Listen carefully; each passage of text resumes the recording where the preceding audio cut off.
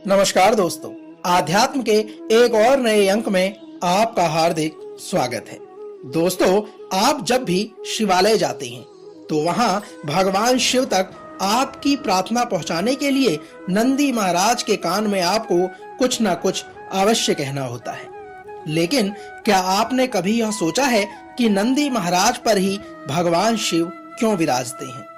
भगवान शिव को नंदी इतने प्रिय क्यों हैं? यदि नहीं जानते तो चलिए आज हम आपको इस कथा के संदर्भ का सार बताने जा रहे हैं और आपको बताने जा रहे हैं इसके पीछे की कई पौराणिक कथाओं के बारे में। तो चलिए जानते हैं कौन सी हैं वे कथाएं। दोस्तों, भगवान को भोलेनाथ यूं ही नहीं कहा जाता। कहते हैं एक लोटा जल हर समस्या का हल। भगवान शिव को लेकर कहा जाता है कि ये अपने नाम की तरह बिल्कुल भोले भाले हैं। वे जरा सी भक्ति से ही प्रसन्न हो जाते हैं, साथ ही उनके क्रोध से भी कोई बच नहीं सकता। देवों के देव महादेव की उपाधि भी इन्हीं को प्राप्त है। सबसे शक्तिशाली देवों में उनकी गिनती की जाती है। इसी तरह नंदी के स्वभाव के बारे में कहा जाता है कि वे भी बेहद आसानी से प्रसन्न हो जाते हैं, लेकिन उनके क्रोध के बारे में भी पूरी दुनिया परिचित है।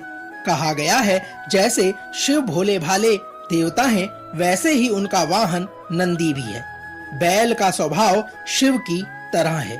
बैल की शक्ति और ताकत का अंदाजा आप कभी लगा ही नहीं सकते। बैल में जितनी आस्था और भरोसा देखा जाता है, उसका गुस्सा भी उतना ही भयावह होता है। दोस्तों, आइए जानते हैं नंदी पुत्र किसके हैं। यदि बात की जाए पौराणिक कथाओं के अनुसार, प्रचलित कथाओं में यह वर्णन मिलता है नंदी ब्रह्मचारी ऋषि सिलाद के पुत्र हैं। ऋषि सिलाद वैसे तो ब्रह्मचारी थे, लेकिन इनकी इच्छा थी कि उनका वंश आगे बढ़े, जिसके बाद सिलाद ऋषि के मन में एक बच्चे को गोद लेने का विचार आया। बच्चा गोद लेने का विचार तो बना लिया, पर वे चाहते थे कि वह ऐसा बच्चा गोद लें जिस पर भगवान शिव की असीम कृपा बनी रहे। जिसके बाद वे घोर तपस्या में लीन हो गए। काफी लंबे समय तक कठोर और लंबी तप के बाद आखिर भगवान शिव प्रसन्न हुए और उन्होंने ऋषि सिलाद को साक्षात दर्शन देकर कहा कि मैं आपकी तपस्या से प्रसन्न हूँ। भगवान शिव ने सिलाद ऋषि से कहा कि मांगो, तुम क्या वर मांगना चाहते हो। भगवान शिव के इस प्रकार के वचन सुनकर ऋषि सिलाद ने अपनी इच्छा और कामना भगवान शिव के समक्ष रखी।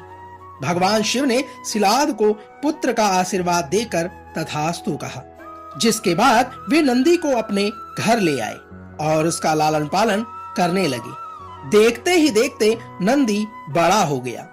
नंदी ने अपने पिता से कहा कि आपने मुझे स्वयं भगवान शिव के आशीर्वाद से पाया है, तो मेरे इस जीवन की रक्षा भी भगवान शिव ही करेंगे। अपने पिता की तरह ही नंदी ने भी भगवान शिव को प्रसन्न करने के लिए कठोर तप किया। फलस्वरूप भगवान शिव प्रसन्न हुए और नंदी को बैल का मुख देकर अपना सबसे प्रिय और वाहक बनाया। इस प्रकार नंदी भगवान शिव के सबसे प्रिय वाहन बने और समाज में उन्हें पूजनीय स्थान भी मिला। यही वजह है कि भगवान शिव की आराधना से पूर्व उनके प्रिय नंदी की पूजा की जाती है। इसलिए नंदी महाराज पर ही भगवान शिव विराजते हैं। दोस्तों, यदि एक अन्य पौराणिक कथा का वर्णन किया जाए तो इसके अनुसार दानवों और देवताओं के बीच जब समुद्र मंथन हुआ था, इस दौरान जब कालकूट विष निकला, इस विष को शिवजी ने कंठ में धारण किया था। यह कथा किसी से भी छुपी नहीं है।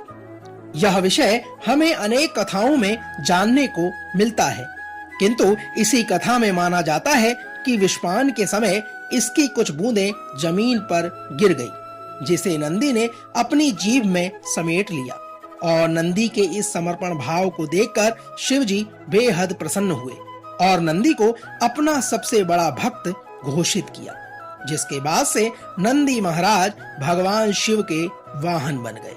दोस्तों, तो यह तो थी भगवान शिव के वाहन नंदी महाराज से जुड़ी पौराणिक कथा का सार, जिसमें हमने आज आपके बीच वर्णन किया कि नंदी महाराज पर ही क्यों विराजते हैं भगवान शिव। हम आशा करते हैं कि आज का यह अंक आपको अवश्य पसंद आया होगा। कल एक और नए अंक को लेकर एक बार पुनः आपसे होगी मुलाकात। तब तक जय शिव शंकर, हर हर महादेव।